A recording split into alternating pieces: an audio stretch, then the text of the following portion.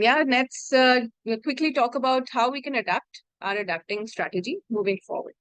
So, first of all, as people from military, we need to be open to collaborative decision-making processes, and it would come with conscious effort. It would come with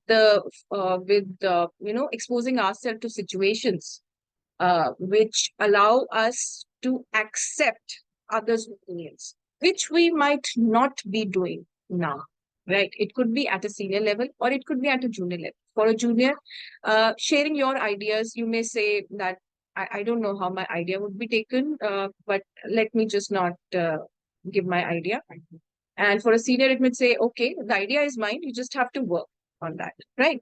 So for all of us, irrespective of our years of service, we need to understand, we need to collaborate on everything. So that collaborative decision making, those getting into those conscious situations, wherein you start getting more awareness about yourself, right? So that's going to help you. Self-awareness is the key here. Until and unless you're not aware about your prejudices or your own biases, unconscious biases, you will not understand how you communicate with people or how your communication is taken by the other person, right? So for that kind of self-awareness to come to you, you need to get into those situations, those tricky situations, and kind of just control yourself when you just want to say something, right? So those kind of things can be done. Next is practicing more nuanced communication styles. So that's something very, very difficult for me, I am finding it so difficult to stop being so authentic. It's so difficult. It's so difficult. And, but yes, nuanced communication is required. It's required. I mean, all of us should work on it. That's even a work in progress for me. So yes, we should work on that. Understanding and aligning with corporate goals and metrics. So I just spoke about profits and growth of the company. You have to align with that. Our business was India up till now. Now our business is someone else's business. Okay. And how will that someone else's business do good to you? It would only do good to you if you do good to their profit. And so just make it very simple, make it very clear. Isse upar kuch hai nahi hai. That's how you pledge your allegiance to the company you work for. Next is adapting to more flexible and dynamic work processes. So nothing goes more, to say about it, because you have to be flexible. You have to go. The processes are there. They are there for a reason. There are times when those processes, they need improvement. And you will be given those chances to project your idea. But always remember that everything has to be collaborative. You can't be one person bulldozing everyone else. So that's something which you should really, adapt to. Then balancing team cohesion with the individual contributions. So as project managers, as program managers, you need to understand that the team cohesion and individual contribution both need to be factored in. I was doing a recent course on DIB from Academy to Innovative HR, and they were talking about giving due to both the individual performances as well as team performance. That's how you build your reward. What's RR strategy? Reward, recognition and rewards. Rewards and recognition. Yes. Yeah. So that's how you build your rewards and recognition strategy. That's how you build more cohesion in the team. And for that to take place, corporate is vocal about it. We have to get used to these things. In military, we are not vocal about anything. My friends who are from civil, they would say, "Oh, do this, do that, do," and I'm like, really, am I supposed to do this? And they say, yes, you're supposed to do this. It's normal. So the sooner you get adjusted to all these things, the better it would be, right? That should be your topmost um, go-to in, what do you say, networking strategy. Do whatever you want to do. It's okay, right? So as long as you're respectful, obviously, you're respectful for other person's time, and you always be grateful to their consideration.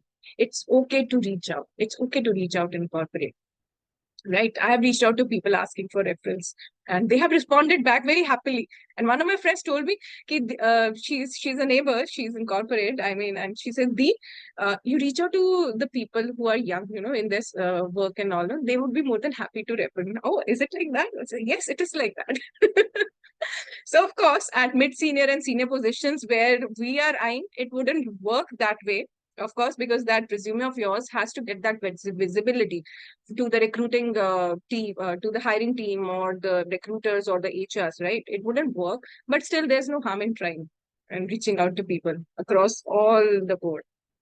Then would be embracing diversity and inclusion in the workplace. It's very, very important. Diversity and inclusion. I just spoke about multivariate diversity, identity diversity. It's very, very important. And there are companies who are doing a lot of work in this aspect. So I make it a point never to constrain myself when I talk about diversity to just gender diversity, because that's just one part of it. That's just one part of it. If you really want to understand diversity, DEIB and the true essence, gender diversity is just very small part.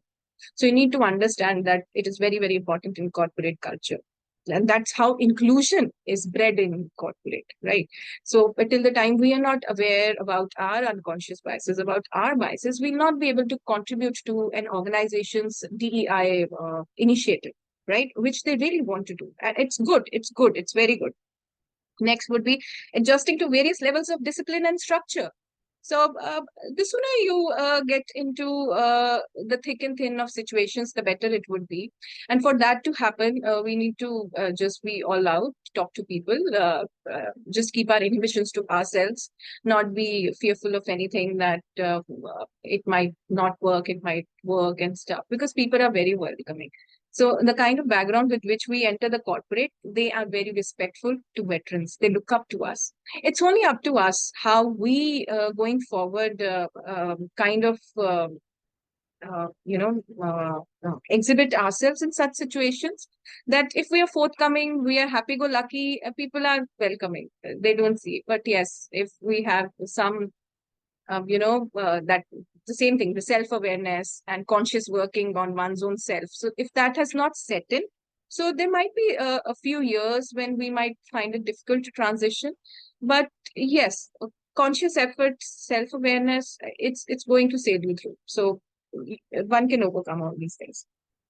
Navigating overlapping responsibilities with clear communications. So like I said, mentioned to you, only role will be given, what you want to do, responsibility, it's all up to you. So you have to navigate everything through proper communication with people, all the stakeholders, not only people whom you're reporting to, your champions or your sponsors, but also to your team members, and even to the associates who work with you, even to your product development team, your software developers, and everywhere. So you have to ensure that your communication is through, it's clear. It's clear all across the board. And they would value that, clear communication. They would value that. Next is participating in collaborative decision making. That's very important. And then continuous operations.